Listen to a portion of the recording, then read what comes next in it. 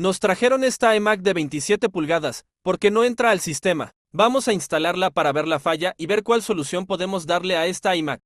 Aquí nos damos cuenta que no está detectando el sistema o posiblemente el disco duro esté fallando.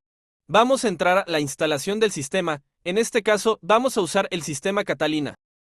Aquí podemos ver que si detecta el disco duro, vamos a proceder a la instalación y esperemos solo sea por falta de sistema. Y efectivamente, el equipo no traía sistema instalado, por eso marcaba esos errores. Ya solo terminaremos de configurarlo, instalar Office para que este equipo quede listo para usarse.